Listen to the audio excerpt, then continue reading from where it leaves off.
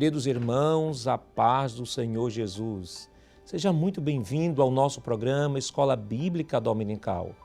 Hoje estamos em nossa edição comemorativa de 10 anos e é com imensa alegria que convidamos você e toda a sua família a estar assistindo à programação que foi preparada pensando em você, querido telespectador, que nos tem dado a honra de nos acompanhar durante toda esta jornada. Hoje contaremos com a presença do nosso ilustre pastor, vice-presidente da Igreja Evangélica Assembleia de Deus em Pernambuco, nosso pastor Ailton José Alves Júnior, que deu início a este programa. E hoje, nos 10 anos, nos dá a honra de participar desta programação especial. A paz do Senhor, pastor Ailton Júnior. Seja muito bem-vindo ao programa comemorativo dos 10 anos da Escola Bíblica Dominical. Paz do Senhor, pastor Nado Jackson, paz do Senhor a todos os nossos telespectadores. É um prazer, é um privilégio de Deus estar aqui também. O prazer é todo nosso, pastor. Também estará participando conosco o vice-superintendente das Escolas Bíblicas Dominicais em Pernambuco, o evangelista Marcelo Teles, que também coopera na apresentação deste programa. A paz do Senhor, evangelista, irmão Marcelo Teles. A paz do Senhor, pastor Nado Jackson, a paz do Senhor a todos os telespectadores. Saudar também o pastor Ailton Júnior. É um prazer muito grande estar aqui. Amém. Pastor Júnior, nós estamos hoje numa edição comemorativa, 10 anos do programa de Escola Bíblica Dominical. Este programa que tem sido um instrumento de Deus, que nasceu com certeza no coração do nosso pastor, através da Rede Brasil de Comunicação, dá esse suporte aos professores, aos dirigentes de escola dominical. E hoje estamos comemorando 10 anos. Mas hoje o programa é passado, parece que naturalmente sempre foi assim, sempre existiu, mas no início houve sempre, todo programa sempre teve um início. E todo início sempre teve as dificuldades. Como o senhor que foi o pioneiro deste programa aqui, programa Escola Bíblica Dominical, o que é que o senhor pode estar compartilhando aos nossos irmãos que estão nos acompanhando agora, os bastidores, o início desse programa, as dificuldades que tivemos no início da implantação deste programa? Pastor Nado Jackson, o senhor também fez parte do início.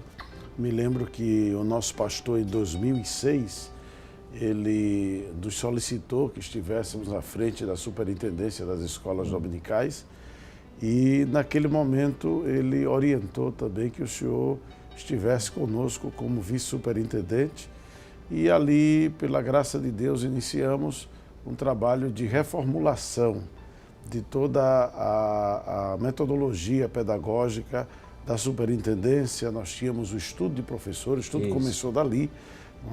O estudo de professores naquele tempo era uma aula por sábado e houve assim uma reunião entre os ex-superintendentes. Nós, auxiliando o pastor, pedimos a eles que estivessem conosco, pensando em tudo aquilo que tinha sido positivo anteriormente e que eles tinham aprendido, que eles tinham assimilado como metodologia que poderia ser aproveitada em um novo tempo. E ali chegamos à conclusão de que esta modalidade que hoje é usada de 4 estudos em um sábado seria melhor. 3 anos depois, a Rede Brasil entra no ar com a programação de televisão. E aí, o que é que ocorre? Vimos que era possível ter essa programação como um suporte pedagógico a mais para esse professor que estava indo uma vez ao mês ao estudo de professores e também poderia enriquecer mais ainda com o programa da Escola Bíblica Dominical. Assim foi que iniciou-se então este programa. Me lembro que fazíamos com o senhor, também o irmão Givanildo Hermano, o evangelista Fábio Benício, também o evangelista Valber Gustavo. E tínhamos um programa teológico que era o programa Verdade Viva, que o senhor também apresentava, com o presbítero Alessandro, que naquele tempo acho que era diácono da igreja, se não me falha a memória, e o diácono Walson. E eles também vinham e apoiavam. Depois, acho que 2 anos depois, chegou o evangelista Marcelo Teles, e assim foi que eu já tinha saído da superintendência e o senhor tinha ficado como responsável ajudando o nosso pastor. E a metodologia foi essa, né? Desde o início, buscar que o programa tivesse uma atenção ao departamento infanto-juvenil e também pudesse ter um suporte pedagógico que era feito, desenvolvido pelo pastor Marcos Tuller, que naquele momento era um dos diretores da área pedagógica da CPAD. E assim foi acontecendo o programa e hoje, pela graça de Deus, me dá muita alegria poder voltar e aqui representar o nosso pastor presidente, pastor Ailton, para parabenizar a Rede Brasil, que tem mantido esta programação, não é? Parabenizar ao senhor e ao evangelista Marcelo Teles e a toda essa equipe de servos de Deus que tem mantido esta proposta tão boa, tão salutar, que tem abençoado tanto a igreja no Brasil. E esse, irmão Marcelo, é um dos trabalhos que tem sido fruto do investimento do nosso pastor. Nosso pastor tem investido fortemente no ensino, né, na escola dominical. É verdade. Além do programa da TV, nós temos o programa de rádio. O pastor já mencionou aqui o estudo de professores. E estes investimentos que o pastor tem feito, tanto na área doutrinária, pedagógica, estudo de professores, com subsídios das lições, que, aliás, são utilizados, né? Nós temos já vários testemunhos de pessoas que utilizam, né, de igrejas que utilizam subsídio daqui da nossa igreja para servir de suporte, né, ao professor de escola dominical. Então, irmão Marcelo, esse investimento tem sido de bênção, né, para o professor que diariamente, que semanalmente coopera ali na escola bíblica dominical, no suporte à preparação da aula. Com certeza, pastor Nadir Jackson, pastor Ailton Júnior, nós temos visto nessa década, né, que agora está se completando, a edificação da igreja, sobretudo, né? Sem dúvida. A igreja tem recebido o ensinamento puro, sadio, o leite não falsificado, como o Pedro falou, que é a palavra de Deus. E sempre o nosso pastor preocupado em melhorar o ensino e oferecer um suporte aos professores para o exercício do magistério cristão. Então, oferece todos esses canais pelos quais os professores recebem orientações, né, para não somente obter o conhecimento, mas, sobretudo, orientações de como aplicar este conhecimento. Uma das preocupações do nosso pastor e da igreja, né, claro, na visão que Deus tem dado ao servo que tem colocado à frente da igreja, é a uniformidade do ensino. Não é? A gente precisa ter a mesma doutrina, como diz lá em Efésios, né? O mesmo batismo, a mesma fé. Isso. E a fé ali é o conteúdo que se crê. Então, acredito que a superintendência das escolas cumpre essa missão. Qual é? A de propiciar, facilitar que haja uniformidade do ensino da palavra. E estes suportes que os senhores desenvolvem, né, que já desde aquele tempo, que é o esboço da lição, que não é um esboço que repete o conteúdo. Não é? Foi uma das preocupações assim que começamos a cooperar com o nosso pastor ali, irmão Nadir Jackson. Me lembro ainda do primeiro trimestre, foi sobre, irmão Marcelo, seitas e heresias. Isso, as grandes religiões do mundo. E eu me lembro que eu e irmão Nadir Jackson viramos noite preparando essa nova proposta ali que os irmãos estariam ministrando. E foi de bênção, foi bastante assim, bastante sacrificial no início, porque éramos só os dois, mas depois o Senhor Deus, Ele acrescentou essa equipe maravilhosa que tem na superintendência e podemos dizer que o trabalho tem sido enriquecido, tem sido abençoado e hoje a gente vê a satisfação dos irmãos. Tem hora que eles deixam a lição de lado e ficam só com o esboço, não é? Acontece. Então, a Deus seja a glória por essa visão que Deus deu ao pastor e por essa equipe, né? Cada um de vocês foi a direção de Deus na vida do pastor, Deus foi mostrando, não é? Irmão Nadir Jackson não estava na igreja, trabalhando, e o pastor convidou, tirou do emprego, o irmão Marcelo, o irmão Alessandro, todos esses foram pessoas que Deus foi mostrando, como tem sido feito até agora, não é? Sim. E Deus foi trazendo. E hoje temos essa equipe que se dedica plenamente a ensinar a palavra e também a ser um suporte para a superintendência. 10 anos de crescimento. Pastor, já que estamos comemorando os 10 anos do programa Escola Bíblica Dominical, vamos chamar um VT com depoimento dos integrantes da equipe que apresenta o programa Escola Bíblica Dominical. A paz do Senhor Jesus, quem está falando é o presbítero Alessandro Barreto, um dos comentaristas do programa Escola Bíblica Dominical. E nesta data especial, comemorando os 10 anos de programa, queremos parabenizar o nosso pastor presidente, pastor Ailton José Alves, pastor vice-presidente, pastor Ailton Júnior, bem como também o pastor Nadi Jackson Saraiva, que é o nosso superintendente, e toda a equipe aí da Rede Brasil de Comunicação. Que Deus abençoe a todos em nome de Jesus. A paz do Senhor Jesus. Este que vos fala é o evangelista Jaziel Marques, um dos comentaristas do programa Escola Bíblica Dominical, produzido aqui pela Rede Brasil de Comunicação. E nesta ocasião, desejo parabenizar a programação da Escola Dominical pelos 10 anos, levando a palavra de Deus a milhares de pessoas. Parabenizando também o nosso pastor presidente Ailton José Alves, a superintendência das escolas dominicais, na pessoa do pastor Nadi Jackson, e a toda a equipe da Rede Brasil. A paz do Senhor Jesus, aqui quem está falando é o presbítero Jonathan Lucena, também um dos comentaristas deste programa Escola Bíblica Dominical, e queremos aproveitar para parabenizar nosso pastor presidente, pastor Ailton José Alves, assim também como o pastor vice-presidente, pastor Ailton Júnior, e também o pastor Nadi Jackson Saraiva, nosso superintendente das escolas dominicais, por 10 anos da realização deste trabalho. Que Deus continue abençoando e recompensando a todos com ricas bênçãos dos céus. A santa paz do Senhor Jesus para todos. Aqui fala o presbítero Jonathan Zeder, um dos colaboradores do programa Escola Bíblica Dominical. Queremos nesta data tão maravilhosa, quando o programa completa 10 anos, louvar a Deus por essa iniciativa do nosso querido pastor presidente, pastor Ailton, na pessoa do pastor Nadi Jackson, não é o superintendente das escolas dominicais. Agradecer a Deus por esses 10 anos e convidar você a permanecer assíduo ouvindo a palavra de Deus com os subsídios preparados pela superintendência. Que Deus te abençoe em nome de Jesus. A paz do Senhor Jesus. Meu nome é Jonas Santana. Pela infinita misericórdia de Deus, sou auxiliar de trabalho dessa igreja e também participo comentando algumas lições da Escola Bíblica Dominical. Queremos parabenizar pelo programa que hoje está fazendo 10 anos. Um programa que tem sido um canal de bênção para a minha família, para a igreja e também um canal de evangelização. Que Deus abençoe o nosso pastor pela iniciativa e abençoe também a você e a toda a sua família. Deus abençoe. Evangelista Marcelo, este programa ele tem uma grande relevância, né, tanto para os professores quanto para alunos, porque vez por outra nós também ouvimos, né, que alunos também estão acompanhando esse programa Escola Bíblica Dominical. E, aliás, né, o programa, inicialmente, como o pastor Júnior falou aqui, ele começa na TV e hoje ele é reproduzido na rede social, né, no YouTube, no canal da Rede Brasil.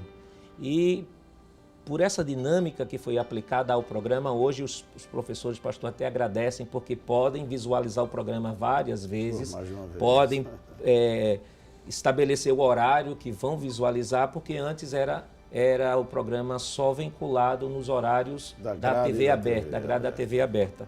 E, evangelista Marcelo, a gente percebe, né, pelos corredores, pelo estudo de professores, pelos cursos de treinamentos que são realizados pela superintendência, a satisfação e a relevância deste programa tanto para os professores como para os alunos da Escola Bíblica Dominical. Sem sombra de dúvidas, pastor Nadi Jackson, pastor Ailton Júnior, nós recebemos sempre o retorno dos irmãos, inclusive naqueles temas que eles consideram dificultosos, né? Uma das propostas também do programa é trazer uma melhoria na compreensão de certos conteúdos. Por exemplo, eu lembro de uma lição de um trimestre antigo que nós tivemos uma temática, a morte de Eliseu, né? E aí os professores e alunos estavam com dificuldade de estudar até um tema que entendiam eles que tinha um tom negativo, né? Mas aí um de nós fomos abordados da equipe pelos professores, pelos dirigentes, agradecendo de que a forma como o programa abordou esse tema, falando sobre a finitude da vida, o fato de Eliseu ter morrido, não ter sido arrebatado como Elias, não queria dizer que ele necessariamente era menos espiritual do que Elias. Então, o programa também tem trazido essa contribuição, trazendo essas explicações que servem para melhorar, aclarar mais o entendimento a respeito de determinado assunto. eles ligam lá para o departamento, o senhor é testemunha disso, como o senhor também, pastor, para fazer perguntas, para dizer, olha, nós estamos acompanhando o programa, e pessoas de diversos estados, até de outras nações também, somos prova de que através do IEADPE Oficial, que está o canal no YouTube, né, o programa Escola Bíblica Dominical só tem ampliado esse serviço sagrado, ajudando os professores e alunos no entendimento das Escrituras. Eu me lembro, irmão pastor Nath Jackson e evangelista Marcelo Teles, que a proposta foi essa, de que fosse um programa de suporte teológico doutrinário, não é? E assim, o professor ele tem subsídios que às vezes não vêm dos recursos da lição. E sempre um enfoque doutrinário, ou seja, mesmo sendo uma lição biográfica, uma lição histórica, não é? Mas que ali possa se realçar na abordagem que o programa tem, ou o subsídio que é preparado, sempre um recurso doutrinário, um recurso, às vezes até arqueológico. Isso. Não é? E que eu me lembro que nos primeiros estudos nós tivemos também uma capacitação teológica para os professores. Isso. E aí nós tínhamos a ministração de matérias, de disciplinas como hermenêutica, homilética, geografia bíblica, que geralmente era meia hora antes do horário dos estudos que iniciava às 19. Então, eu acredito que a manutenção do programa Escola Bíblica Dominical no ar com essa proposta, ela se percebe a eficácia, não é, dessa proposta quando a gente vê a audiência que tem hoje, que é muito grande, é expressiva e uma grande responsabilidade, não é, para os senhores que representam a igreja, que se torna assim, cooperando com o nosso pastor, a voz da igreja nas plataformas de rede social. Vamos chamar o VT com depoimento de dirigentes de escolas bíblicas dominicais. Pai do Senhor, meus irmãos, aqui quem vos fala é o pastor Eliel Aguiar, que coopera com o pastor presidente, pastor Ailton José Alves, na escola bíblica em Águas Compridas, área 26. Queremos nesta oportunidade parabenizar pelos 10 anos, o programa da Escola Bíblica Dominical pelos 10 anos. Tem sido uma verdadeira bênção, um culto doméstico através da Rede Brasil de Comunicação, da Igreja Evangélica Assembleia de Deus. E quero nesta também oportunidade parabenizar a superintendência da EBD, na pessoa do pastor Nath Jackson Saraiva, bem como toda a equipe através da Rede Brasil. E queremos também nesta oportunidade dizer que a Escola Bíblica Dominical tem sido uma bênção nos lares, novamente dizendo, através da Rede Brasil de Comunicação. Que Deus continue nos abençoando. E quero deixar para toda a equipe um texto na Palavra de Deus, da carta do apóstolo Paulo aos 1 Coríntios, capítulo 15 e versículo 58, que diz: portanto, meus amados irmãos, sede firmes e constantes, sempre abundante na obra do Senhor, sabendo que o vosso trabalho não é vão no Senhor. Esse que vos fala é o presbítero Levi Luna, dirigente da Escola Bíblica Dominical em Fundão. E queremos agradecer a Deus pelos 10 anos do programa Escola Bíblica Dominical, que tem sido de bênção para dirigentes, professores e alunos do estado de Pernambuco, e que Deus abençoe a toda a equipe do programa Escola Bíblica Dominical. A paz do Senhor a todos. Aqui quem vos fala é o evangelista Josa Dark de Aquino Ferreira. Estou ali na torre, na Escola Bíblica Dominical, colaborando com o nosso pastor presidente, pastor Ailton José Alves. Área 47, na coordenação do evangelista Cid Clay. Quero neste momento parabenizar o programa da Escola Bíblica Dominical pelos seus 10 anos e deixar o Salmo 100 para toda a equipe que faz este maravilhoso programa que tem alimentado o coração de milhares e milhares de pessoas. Pastor, 10 anos de programas, só a agradecer. Sem dúvida, agradecer muito, não é? Porque é uma semeadura de uma semente poderosa que é a Palavra de Deus, que tem gerado muitos frutos e, além disso, pela vida dos semeadores, não é?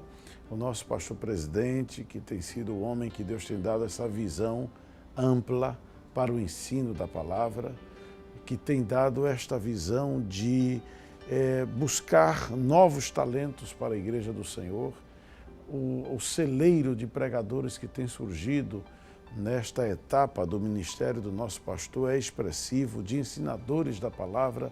Louvar a Deus pela vida do servo do Senhor, pastor Ailton. Depois também a vida dos senhores, que têm se comprometido semanalmente em trazer o ensino da palavra e em buscar contribuir da melhor forma para a uniformidade do ensino bíblico na igreja.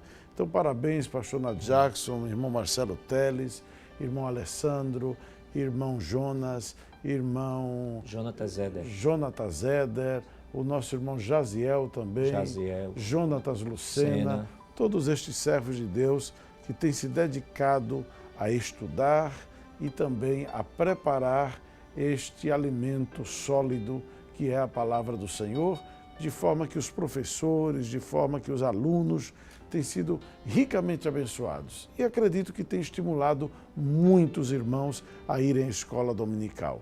Então, a Deus seja a glória, e a oração é que este programa continue, que este programa nunca cesse e que a Rede Brasil continue sendo esta bênção. Não é esta bênção que é para o trabalho de evangelismo, de ensino da palavra e também de alcance missionário. Pastor, há 10 anos atrás o senhor abriu o programa com a primeira oração. 10 anos depois o senhor está aqui, nos dê a honra de orar em agradecimento a Deus pelos 10 anos do programa da Escola Bíblica Dominical. Para mim é que é um privilégio, né? Para mim é que é uma honra poder agradecer a Deus com os senhores. Vamos fazer isto. Pai querido, no nome de Jesus, nós bendizemos o Teu nome por tudo que o Senhor é e pelo que o Senhor tem feito na sua igreja.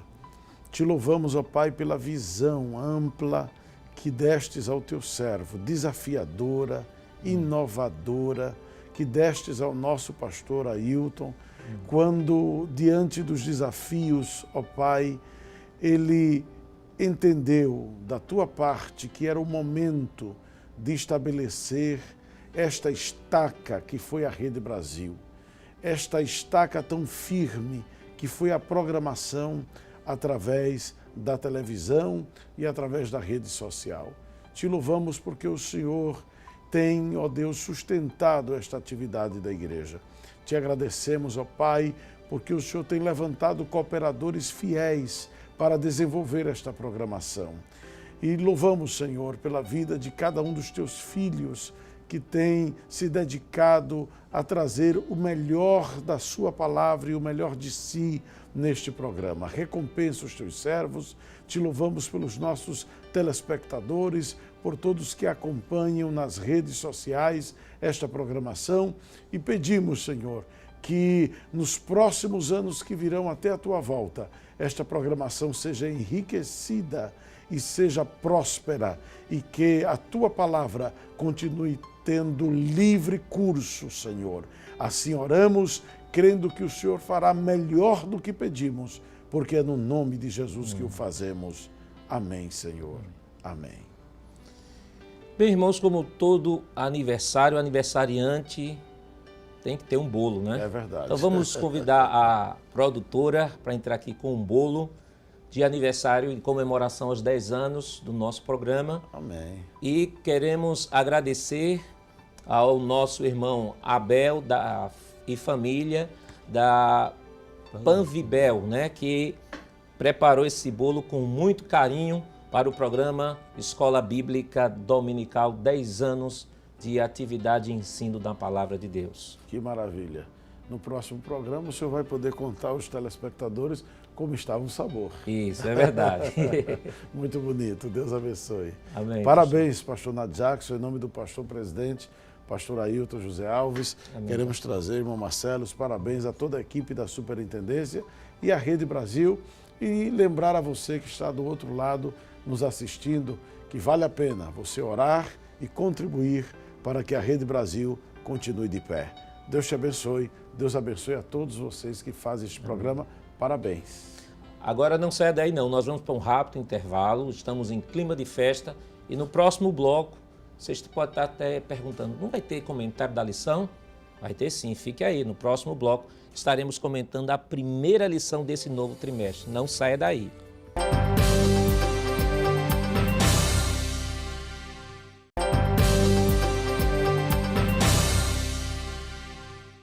Queridos irmãos, estamos de volta ao seu programa Escola Bíblica Dominical.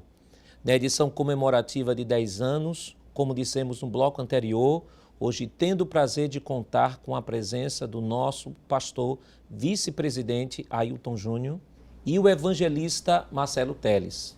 E neste momento gostaríamos de convidar você e sua família para juntos iniciarmos um novo trimestre onde estudaremos o tema o governo divino em mãos humanas, liderança do povo de Deus em 1º e 2º Samuel.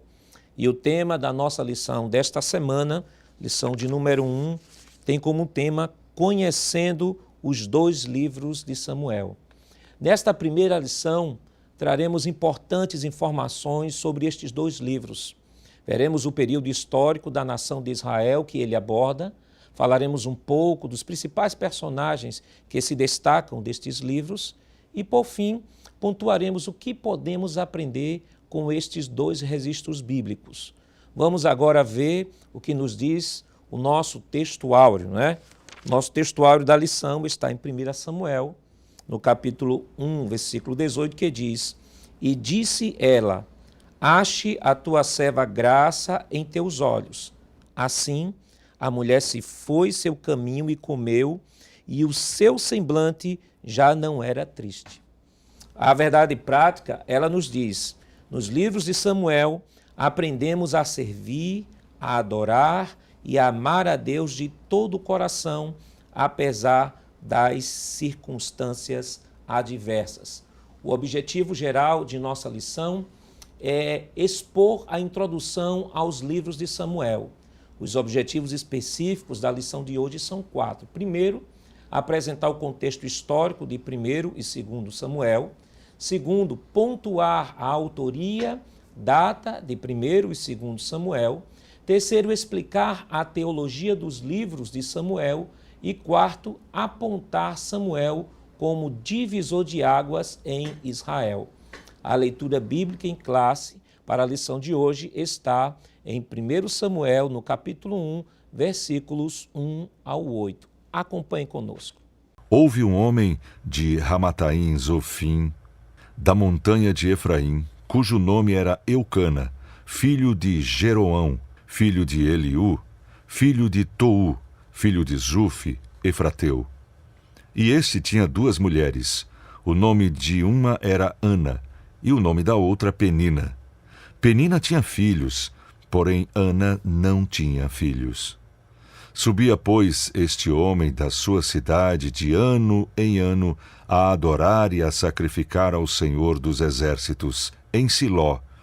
E estavam ali os sacerdotes em Siló, e estavam ali os sacerdotes do Senhor, Ofni e Finéias, os 2 filhos de Eli. E sucedeu que no dia em que Eucana sacrificava, dava ele porções do sacrifício a Penina, sua mulher, e a todos os seus filhos e a todas as suas filhas.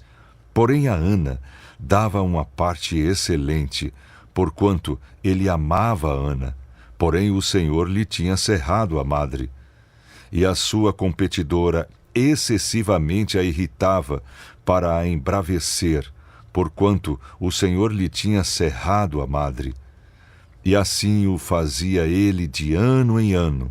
Quando ela subia à casa do Senhor, assim a outra a irritava, pelo que chorava e não comia. Então Eucana, seu marido, lhe disse: Ana, por que choras? E por que não comes? E por que está mal o teu coração? Não te sou eu melhor do que 10 filhos? Durante esta semana, estudando a lição de número 1, que tem como título Conhecendo os 2 livros de Samuel. Pastor Júnior, os 2 livros de Samuel, 1º e 2º Samuel, são livros de grande relevância, né? Mostra um momento histórico, né? O próprio autor da lição vai dizer que é um momento, é um grande divisor de águas, esse livro de 1 e 2 Samuel. Mas antes de tratarmos sobre as questões históricas, sobre as lições, a teologia, quem foi de fato o autor de Samuel? Foi Samuel mesmo, o profeta que escreveu este livro? Quem foi o autor do livro? Uma das fontes mais assim seguras que a gente tem, e mais antigas também, é o Talmud. E o Talmud judaico ele diz que foi Samuel que escreveu este livro.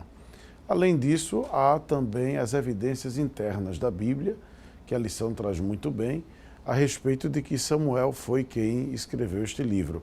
Os últimos capítulos é que há uma participação, não é, de outros dois personagens, mas na realidade Samuel foi quem escreveu. O Talmud também diz que Samuel escreveu o livro de Juízes e o livro de Ruth.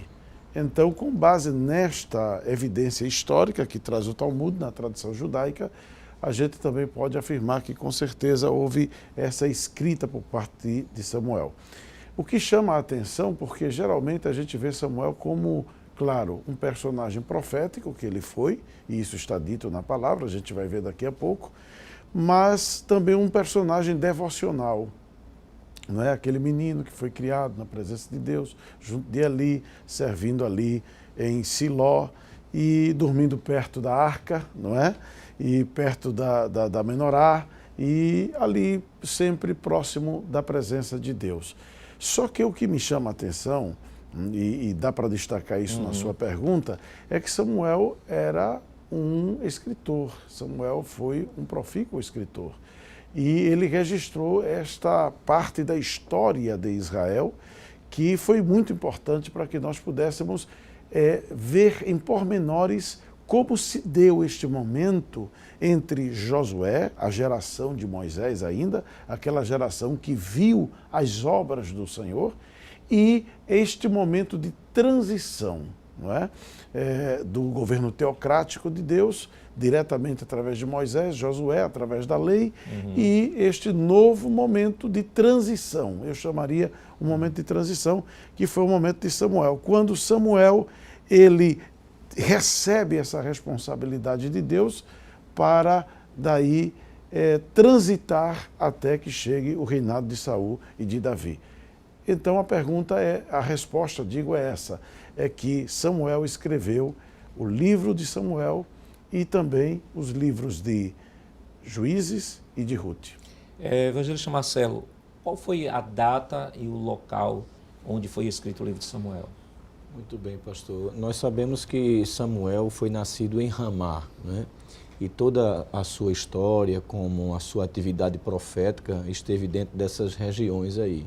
Inclusive, em 1 Samuel 25, é dito que ele também foi sepultado em Ramá. Então, tanto oriundo de lá, como também encerrou seu ministério e seus dias nesta cidade. Quanto à data, sempre há aquela discussão e os teólogos eles chegam à conclusão de que deve-se sempre usar essa expressão aproximada quanto às datas e nunca fechar ou dizer uma data fechada, né? Então, levantando-se a possibilidade de que Samuel começou sua atividade ministerial, profética, aos 30 anos, o que era comum ao levita e também muitas vezes ao profeta, supõe-se que ele começou essa atividade no ano 1070, 5 anos após a morte de Eli, e deve ter nascido no ano 1100 a.C., né? Isso aí sempre aproximadamente.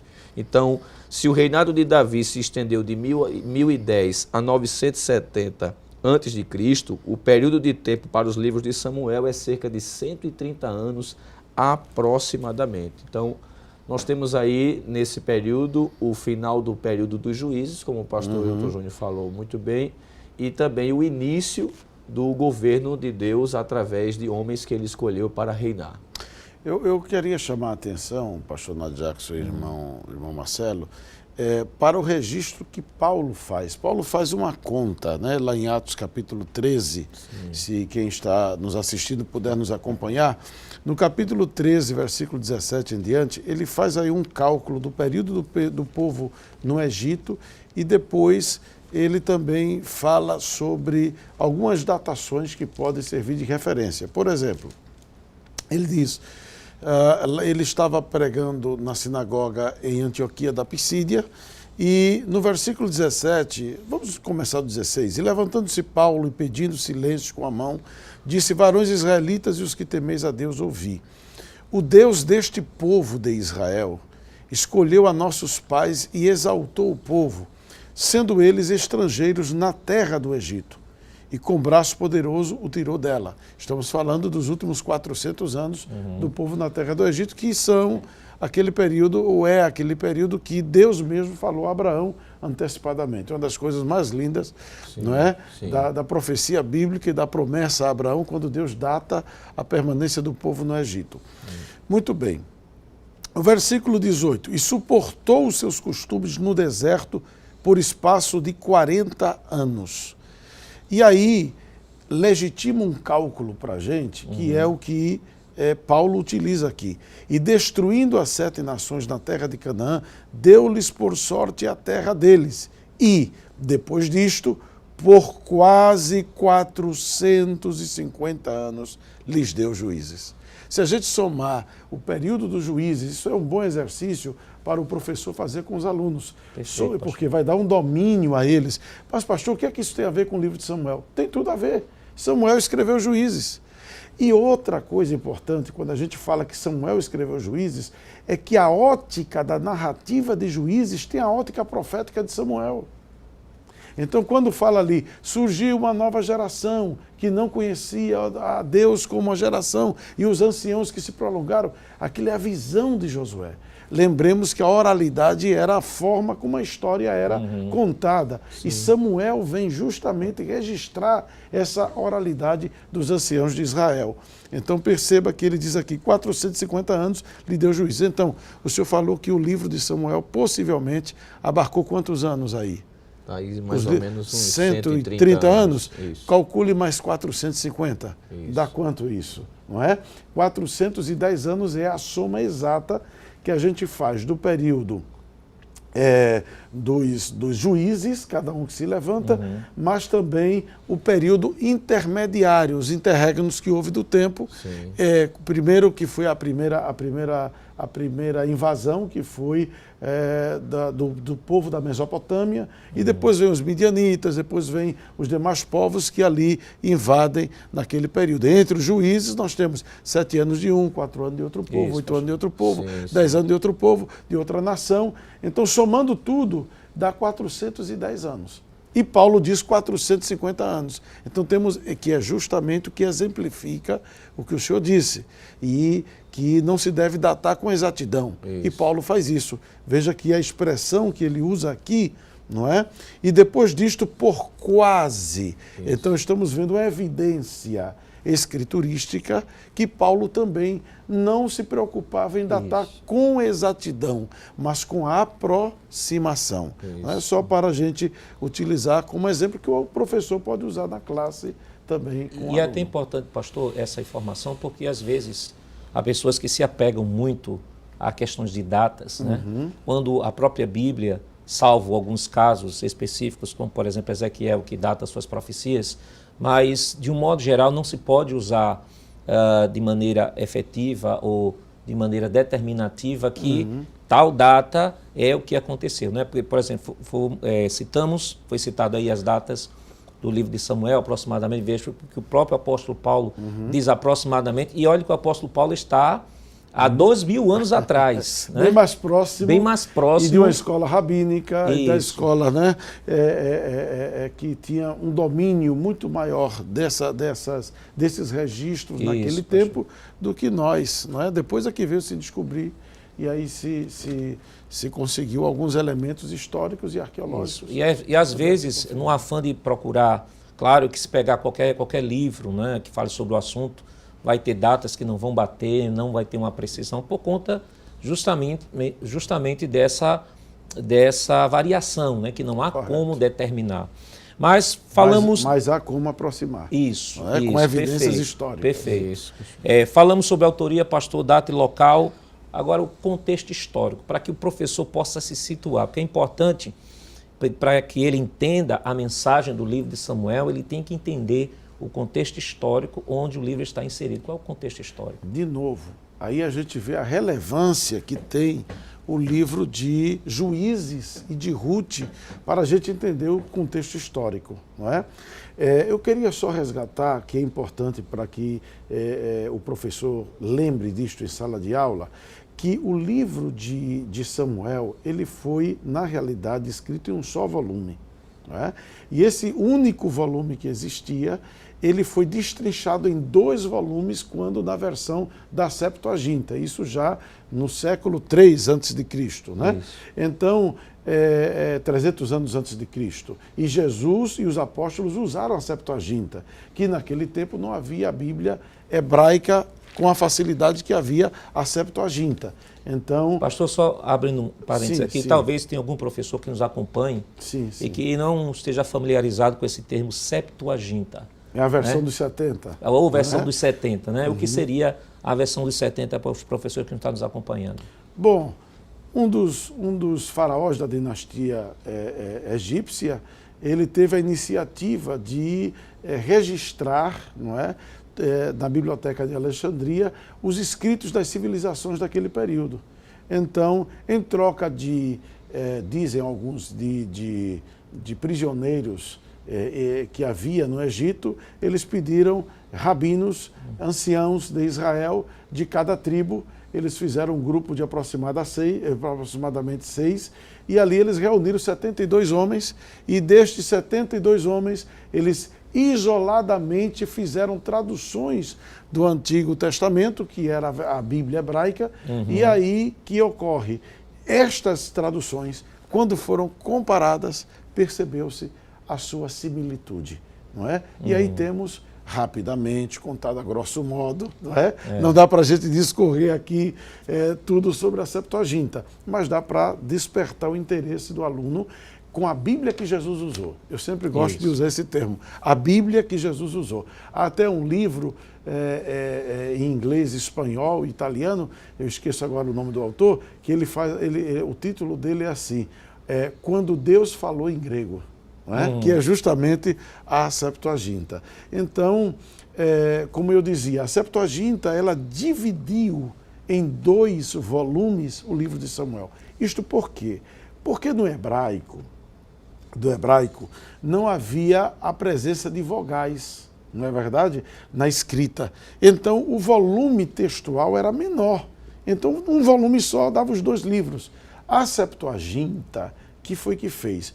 Pegou os livros de Samuel, colocou em 2, e os livros que nós conhecemos como o primeiro livro dos reis, segundo livro dos reis, e ficou assim. Até hoje na Septuaginta é chamada assim.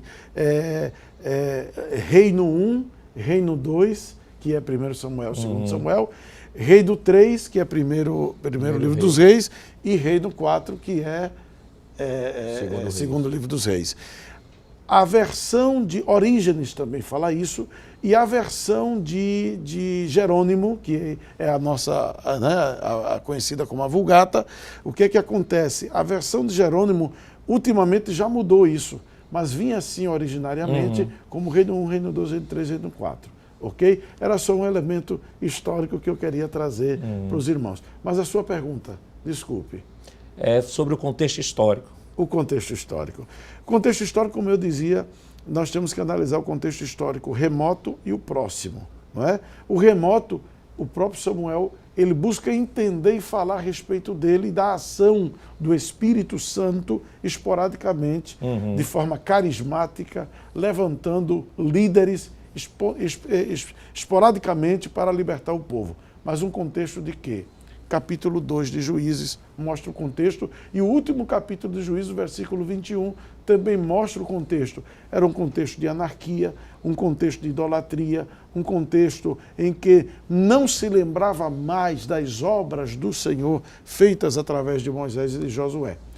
Contexto próximo, não é? O que é que podemos dizer do contexto próximo? Ora, um contexto de desprezo pelo Senhor. Capítulo 2 de 1º livro de Samuel, versículo 13 a versículo 17, que fala da conduta dos filhos de Eli, que eram filhos de Belial. Quando a Bíblia diz assim, já diz tudo, a malignidade que eles tinham por índole, por caráter. Na realidade, eles nasceram numa geração quanto mais pervertida, desviada, apóstata, e eles foram influenciados por isso, chegando ao ponto de se prostituir com as mulheres que serviam à porta do tabernáculo, que eram mulheres consagradas, algumas delas possivelmente esposas de sacerdote, esposas de levitas. Então veja o absurdo que estes rapazes cometeram, não é? E outra, o pai deles chama a atenção deles, não é? Mas eles persistem em pecar. Nessa realidade, eu acho bonito quando diz a Bíblia que Samuel servia ao Senhor perante Eli. Ou seja, havia uma integridade, havia uma devoção, e que não era só decorrente da consagração que foi feita dele ao Senhor, mas se percebe que Samuel, desde cedo, ele teve uma índole voltada para Deus. Por isso que foi o personagem que se tornou profético e divisor de águas. Irmão Marcelo, qual o propósito específico para a produção? Porque todo livro tem um objetivo, né? Sem dúvida. Qual é o propósito que Samuel escreveu? Para qual propósito Samuel escreveu o livro de 1º e 2º Samuel? Muito bem, pastor. Dentre os vários propósitos, é bom dizer que é característica do povo de Israel o registro de suas histórias. É um povo que registra a sua história, né? Sem dúvida. E Samuel aparece como aquele que registra esse período que vai dos juízes, né, desde o primeiro até que culminou no último juiz, que foi o próprio Samuel. É verdade. Ele encerra esse período, vou chamar de juízes, não é verdade? E o primeiro dos profetas estáticos. O primeiro a iniciar a atividade profética, né, que até o tempo era chamado de vidente. Né? Isso. Então, a gente percebe esse período aí. E os juízes eram chefes tribais, pastor. Chefes tribais, porque depois da morte de Josué não houve mais um chefe nacional. Houve chefes tribais que eram líderes militares, que sempre que o povo de Israel se afastava de Deus, e as nações vizinhas, que eles não expulsaram totalmente, foram advertidos por isso, que serviriam de laço para eles, porque iam aprender suas práticas pagãs, seu culto idólatra, e foi isso que aconteceu. Por não expulsarem ou expurgarem totalmente a terra de Israel, eles acabaram aderindo às práticas pagãs, apesar de advertidos, e sempre que isso acontecia, essa própria nação ela vinha como um juízo contra eles. E aí Deus tinha misericórdia diante do aperto, eles clamavam a Deus, e Juízes 2:16 diz que Deus levantou juízes, líderes militares e também que estavam à frente do povo para julgar as causas, sejam causas civis ou espirituais, e ali eles lideravam estas batalhas até que chegou ao período, né, culminante dessa transição, como o senhor usou essa expressão, entre o período de juízes e o período da monarquia institucionalizada, que Deus já havia previsto que da semente de Abraão levantaria reis, né? Então é bom dizer isso. Né? A precipitação de Israel se deu porque eles quiseram antes do tempo. Von Gart, que é um autor do Antigo Testamento, ele diz o seguinte, que Samuel foi como uma dobradiça, né? Ele foi o elo entre o que veio depois, que não tinha nada a ver com o que tinha antes, e aí ele une esses dois pontos. Eu só queria ressaltar o seguinte, evangelista Marcelo Teles, no que o senhor falou, houve uma ênfase sobre líderes tribais, só que a gente também tem que dizer que foi por uma ação do Espírito Santo, até porque houve alguns que foram libertadores, mas não foram juízes, não é verdade? E alguns outros que foram juízes de fato, né? Mas que, na verdade, eram tribos que se destacaram também pela questão da libertação. Agora, essa transição dos juízes para o reinado, não é? É interessante que ela foi uma transição profética, não é? Sim, pastor. E quando a gente fala, respondendo sua pergunta objetivamente sobre propósito, esse é o propósito de Samuel, de Gade, o profeta, de Natã, que possivelmente foram os escritores posteriores, não é verdade? De fornecer esse relato mostrando esse momento da fase de Israel, da anarquia para a monarquia, da desorganização, porque é dito em Juízes 21 e 25 que cada um fazia o que parecia reto aos seus olhos, né? O fato de não haver uma liderança nacional, eles começaram a agir por conta própria. Aí ele agora começa, através do livro de 1º e 2º Samuel, a fornecer esse relato histórico, dizendo que o povo sai desta desorganização para uma organização de chefes tribais levantados por Deus para um chefe nacional, que era o rei, o representante de Deus. E essa transição foi uma transição profética, não é? Isso. E por ser um livro histórico, é interessante a gente ver como é que Deus ele suscita o surgimento de Samuel e faz com que Samuel se torne esse personagem. Aí a gente vê a revelação de Deus na história do povo de Israel. Sim. E como a história do povo de Israel é dirigida por Deus. Sim. De forma muito direta. É que mesmo em um estado de anarquia, mas Deus sempre manteve o controle, né? É verdade. O controle da situação. E outro destaque, o povo de Deus, mesmo sendo o povo de Deus, sempre precisou de líderes. Sim. Quando eles faltaram, a anarquia se estabeleceu, o desvio se estabeleceu. Veja que o desvio... Veja como a gente tem recorrido ao livro de Juízes para a gente explicar o surgimento de Samuel. Por isso que eu acredito também que Samuel sentiu essa necessidade de suscitar a história para trás, que tinha sido tão difícil, não é? Sim. E é quando a gente percebe que no momento dos juízes, aquela crise de esquecimento, de ignorância, de não se passar para a geração seguinte, porque diz que os anciãos que sobreviveram depois de Josué, não ensinaram a eles as obras do Senhor. Isso, não é verdade? Então, veja, a crise do povo se estabeleceu por ausência de liderança. Mas aí a gente vê a ação do Espírito Santo, levantando líderes, esporadicamente, para que o povo pudesse ser preservado. E aí vem Samuel, que é essa figura que foi pensada no céu. O que eu acho interessante, pastor, é que já havia a experiência do deserto, uma experiência trágica, né, para os murmuradores que acabaram falecendo no deserto por castigo divino.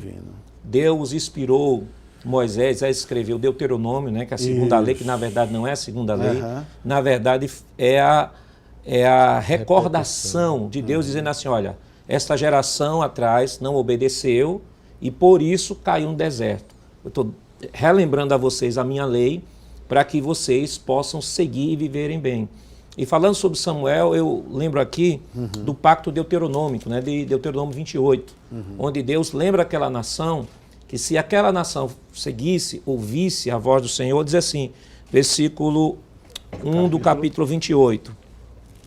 E será que, se ouvires a voz do Senhor teu Deus, tendo cuidado de guardar todos os seus mandamentos que eu te ordeno hoje, o Senhor teu Deus te exaltará sobre todas as nações da terra. Versículo 2. E todas estas bênçãos virão sobre ti e te alcançarão quando ouvires a voz do Senhor teu Deus. Isso aqui Moisés lembrando, né, ao povo a obediência. Isso. Se eles fossem obedientes, a bênção de Deus estaria sobre ele. No versículo 15... do mesmo capítulo, vai dizer o seguinte, será, porém, que, se não deres ouvido à voz do Senhor teu Deus, para não cuidares em fazer todos os seus mandamentos e os seus estatutos, que hoje te ordeno, então sobre ti virão todas estas maldições e te alcançarão. E aí ele vai fazer a relação das maldições, né? Que o livro de Josué vai mostrar a fidelidade de Deus no primeira parte do capítulo, né? Que é a obediência de Josué. E Deus levou eles até a Canaã. Isso. E o livro de Juízes vai mostrar a segunda parte do capítulo. Né? Interessante isso. Né? Muito interessante. O povo desobedeceu, então que desobedeceu. Veio todas as pestilências sobre o povo. Porque quando Deus levanta Josué, Deus diz o que é Josué. Não é? Tão somente procura guardar, medita neste livro da lei dia e noite para fazer tudo quanto Moisés te ordenou. Isso, não é? Isso. Então não te desvie nem para a direita nem para a esquerda. E a gente vai ver no livro de Josué repetindo isso. Né? Veja a função do líder, lembrar o povo. Que foi como Moisés ordenou, façam como Moisés ordenou. Né? O compromisso, ao ponto de dizer, vocês sirvam quem quiser servir. Lancem fora os deuses se quiserem servir a Deus, porque eu e minha casa serviremos ao Senhor. Isso. E aí é quando a geração seguinte não ensina, não obedecem a Deus, e muito bem resgatado pelo senhor pastor Nath Jackson, essas duas exemplificações, não é?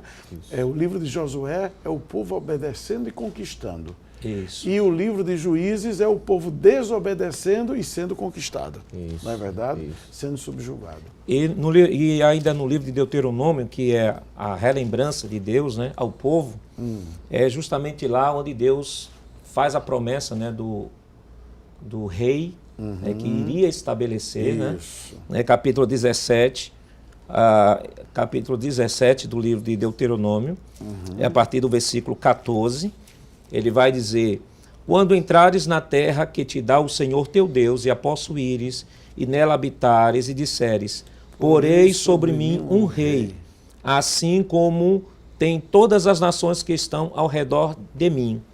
Porás certamente sobre ti como rei aquele que escolher o Senhor teu Deus dentre os irmãos, porás sobre ti rei. Não porás por homem estranho sobre ti, ou seja, um estrangeiro não poderia ser rei de Israel, né? Que não seja dos teus irmãos. Aí para encerrar, diz aqui: porém não multiplicará para si cavalos, nem fará voltar o povo ao Egito para multiplicar cavalos, pois o Senhor vos tem dito: nunca mais voltareis para este caminho. Né? E ainda dá as obrigações, pastor, do rei, que o rei deveria ter. Versículo 18, diz assim: será também que, quando se assentar sobre o trono do seu reino, então escreverá para si o traslado desta lei no livro.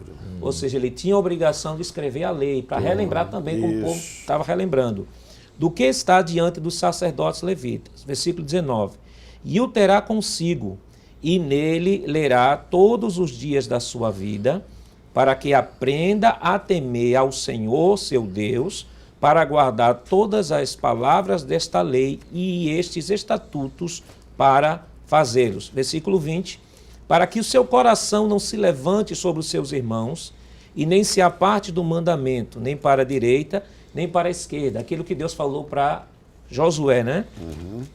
Para que prolongue os dias do seu reino, e ele e seus filhos no meio de Israel. Então, havia a promessa, pastor, havia as condições que Deus havia estabelecido para a instauração da monarquia, mas nos parece que esse não era talvez um momento exato, vamos assim dizer, da vontade de Deus para a instauração da monarquia.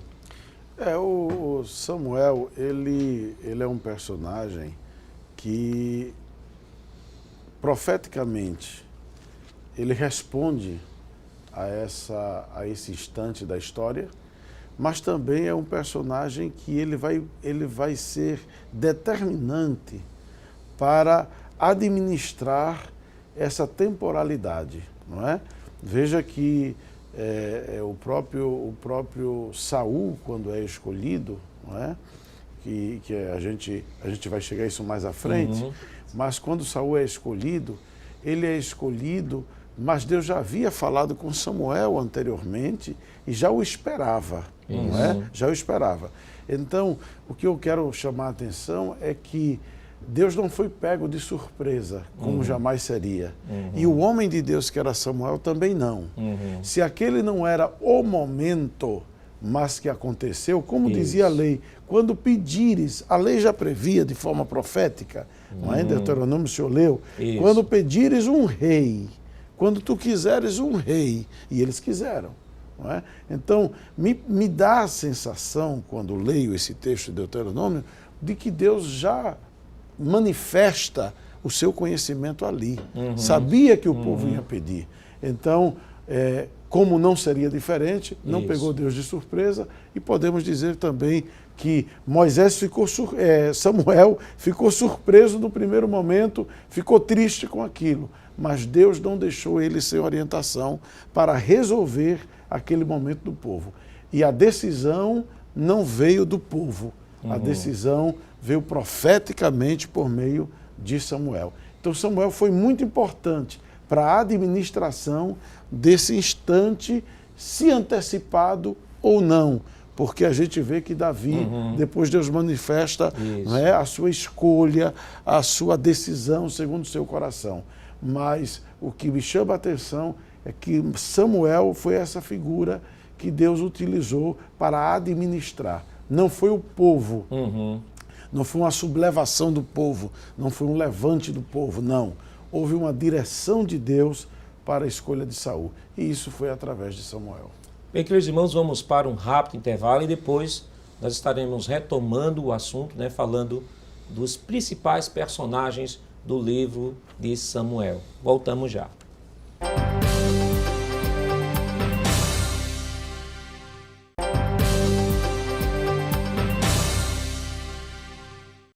Queridos irmãos, estamos de volta no seu programa Escola Bíblica Dominical para o último bloco da lição que estamos estudando durante esta semana, que tem como título Conhecendo os 2 livros de Samuel. No bloco anterior, comentamos sobre data, autoria, propósito, contexto histórico do livro de Samuel e agora nós vamos, pastor, comentar um pouco sobre os principais personagens do livro de Samuel, a começar pelo próprio Samuel, que dá título aos 2 livros. Como que a gente pode comentar, pastor?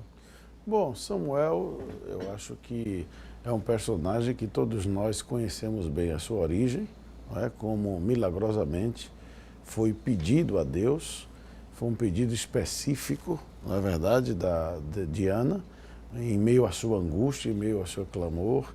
Ela disse a Deus: eu quero um filho homem, e se tu me deres, eu te darei ele. Não é? Então era o nazireu desde o ventre, não é verdade? E a importância de Samuel diante do fracasso dos filhos de Eli. Não é? Eu não chamo fracasso de Eli, eu digo os filhos de Eli, não é verdade? Porque o Senhor fala com Eli, Eli repreende seus filhos até, não é? Mas eles, infelizmente, eram homens do mal.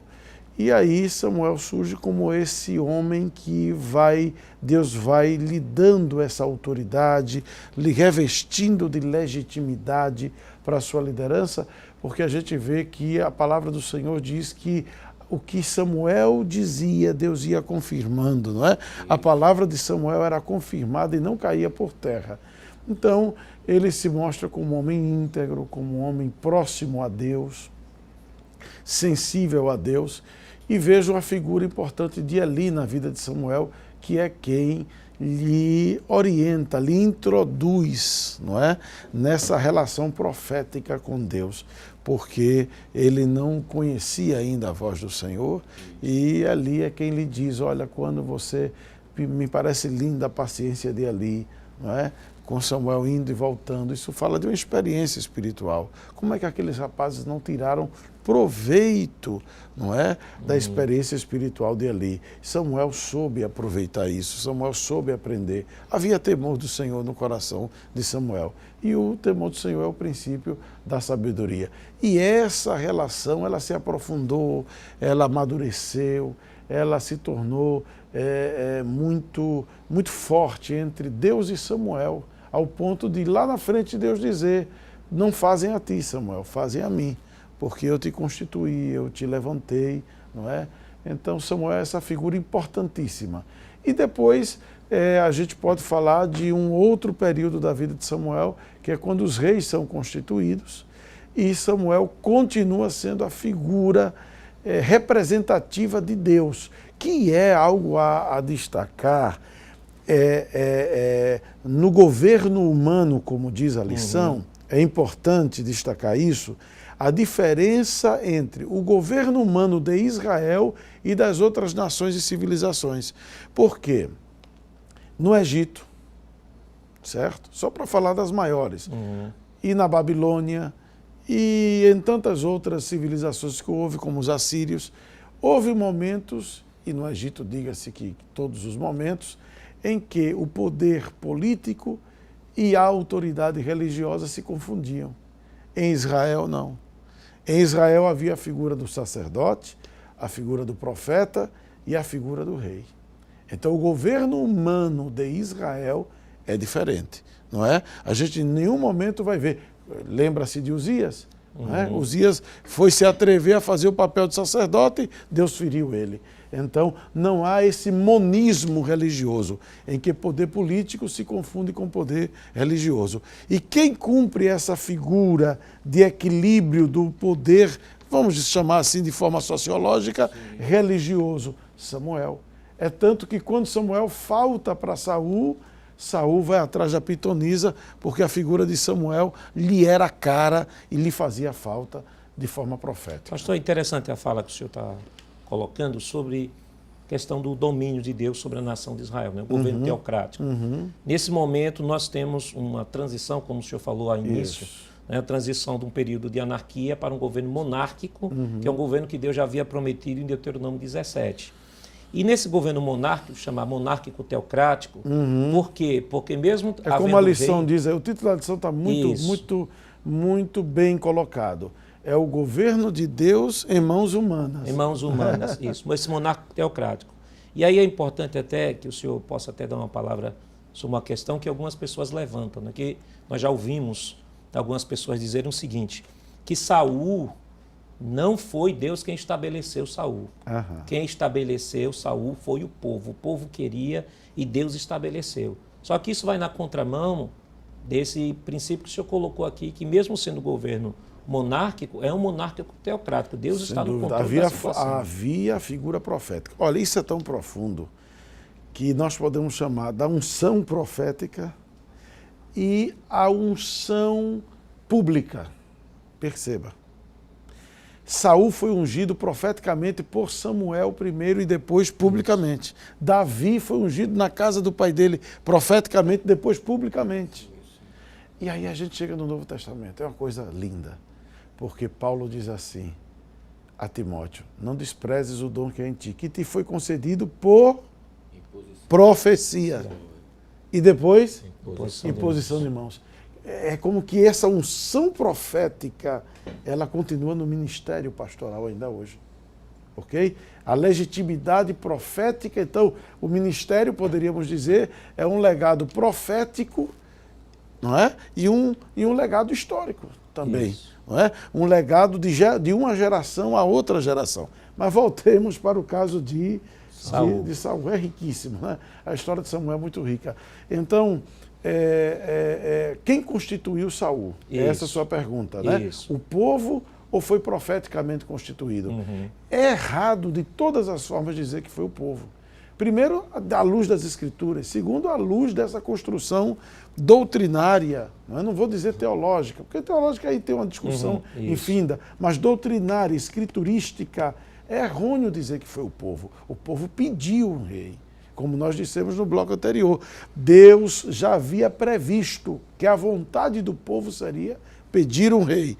Mas, na hora de colocar, isso está claro, pastor Dan Jackson, no capítulo 10 de primeiro livro de Samuel, quando a epígrafe, que sabemos que não faz parte do texto, não é? A epígrafe é a organização que se deu ao texto, diz: o povo escolhe Saul para seu rei.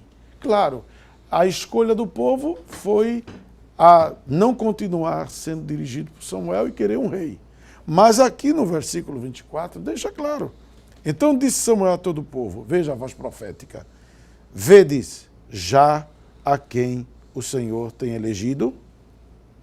Pois em todo o povo não há nenhum semelhante a ele. É uma pergunta que ele faz porque Saul não tinha sido achado, né? Estava atrás das bagagens.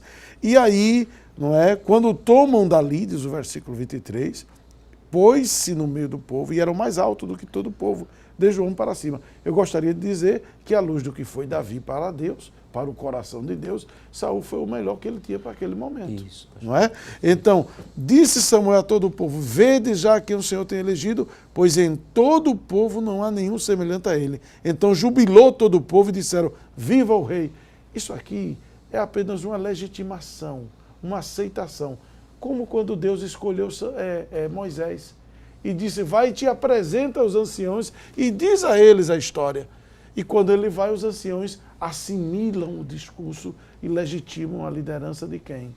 De Moisés. A mesma coisa aqui. O povo apenas legitimou, mas a escolha do homem foi profética, foi de Deus. E isso é uma metodologia, pastor, que parece que Deus sempre usa no Antigo Testamento. Sempre usa.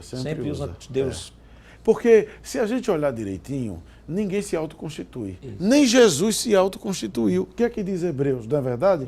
Hebreus diz assim, que ele não se constituiu, né? Nem se glorificou a si mesmo. Não se constituiu como sumo sacerdote. Ele foi constituído, ele glorificou a quem o constituiu. Ele foi fiel a quem o constituiu. Então, se com Jesus foi assim, conosco também é. Só a rebeldia é que se subleva contra a autoridade da geração anterior. Mas na Bíblia, nós vamos ver que sempre foi uma geração estabelecendo a outra. Assim foi no patriarcado e assim foi no tempo do governo humano. E assim é na igreja também.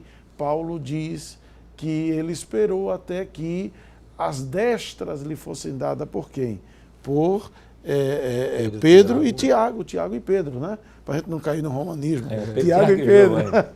Tiago e Pedro, para não dizer que foi Pedro na frente. Não é verdade? As colunas da igreja.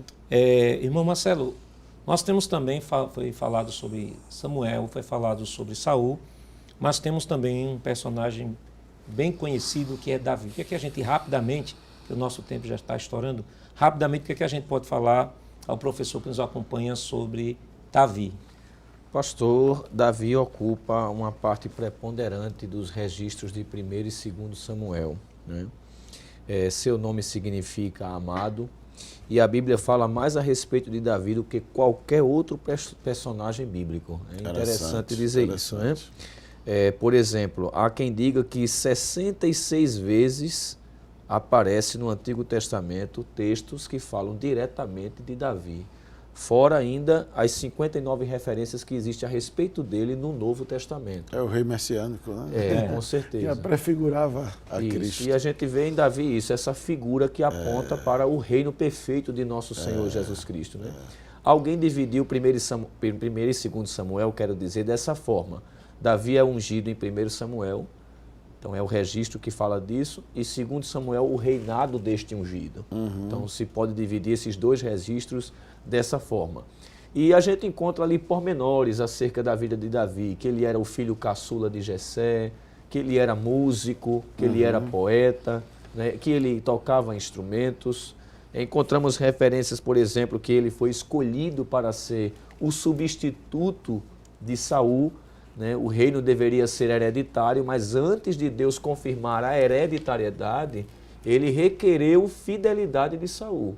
E quando Saul não ofereceu fidelidade, aí Deus disse através de Samuel que já tinha escolhido outro para governar em seu lugar. Samuel não sabia quem era, né? Isso. Mas Deus já tinha escolhido. Foi segundo seu coração. E essa falta de confirmação para o reinado de Saul, não é? A gente vê então que não é um domínio, esse governo humano não é um domínio do homem. O domínio está com Deus, né? É outra questão a destacar. Muito boa, pastor. Inclusive, Deus revela isso a Samuel, e Samuel tem o privilégio de ser não somente aquele que ungiu o primeiro rei, né, de Israel, que foi Saul, mas ungiu o segundo rei. A dinastia. Isso, e deste rei por diante, todos deveriam descender dele, porque foi um reino hereditário. É uma peça-chave. Por isso que Von Gaut, ele diz que é uma dobradiça. Né? Não há o outro lado da história unindo-se legitimamente ao passado sem a presença de Samuel. E a gente vê também, pastor, assomando-se a isso, que Davi foi aquilo que o povo aspirava, um grande guerreiro, né? É verdade. Desde a sua mocidade, a Bíblia diz que o Senhor era com ele. Não bastasse as qualificações que ele tinha como músico, poeta, né, instrumentista, ele também destacava-se por ser um grande guerreiro, já ajudando Saul, né, como seu fiel servo, e depois assumindo o cargo e pelas vias que Deus estabeleceu, né? Teve a oportunidade de matar Saul, mas considerava Saul ungido do Senhor. Então, essa própria frase de Davi mostra que Saul não foi constituído pelos homens, né? No aspecto que alguém advoga de que Deus não teve participação nessa escolha. Deus escolheu sim Saul. A despeito de seu fracasso espiritual, ele foi uma escolha de Deus, como Judas foi uma escolha de Jesus, a despeito de seu fracasso também. Não é? E não há determinismo. Isso. É bom que a gente cite isso.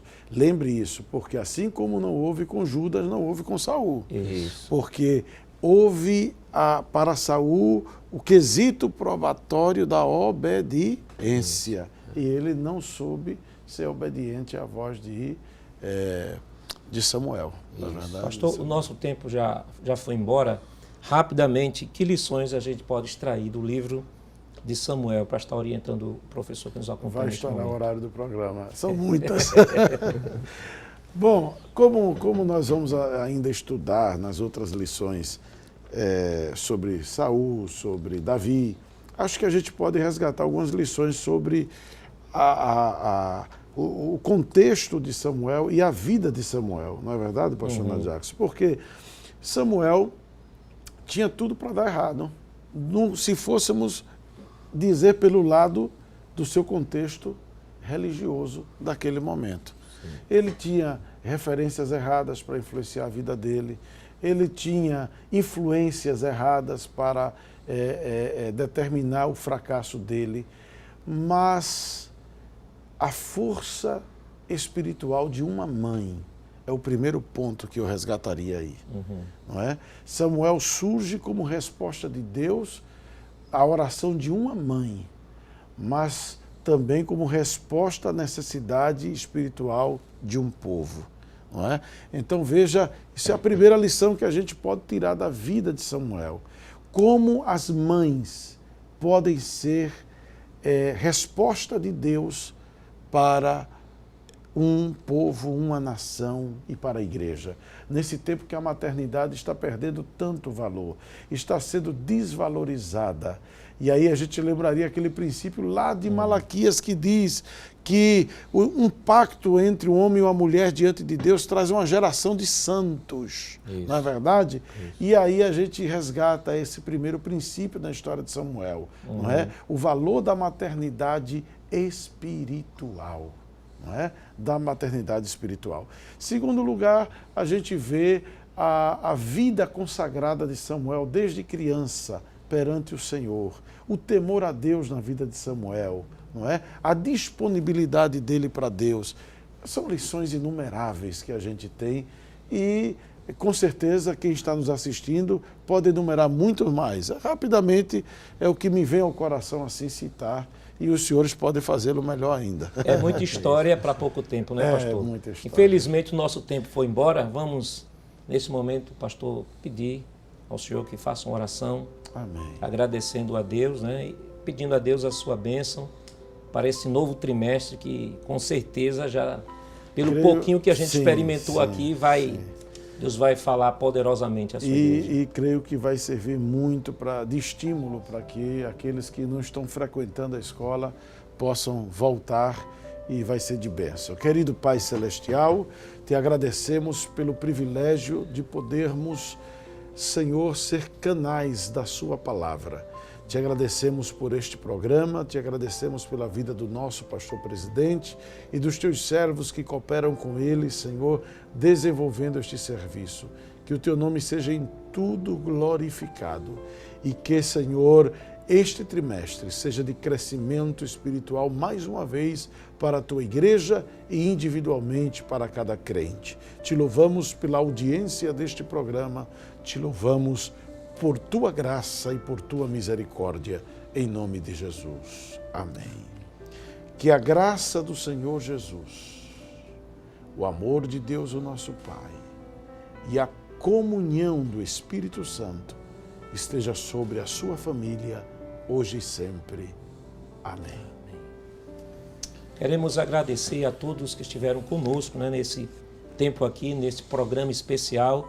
Queremos, pastor, agradecer ao nosso pastor presidente e ao senhor por ter enviado o senhor, nos dado esse presente e essa honra de poder participar aqui conosco desse programa especial. Pelo convite, agradecer ao evangelista Marcelo e a todos que nos acompanharam, né, seja através da Rede Brasil, seja através da TV ou do canal no YouTube.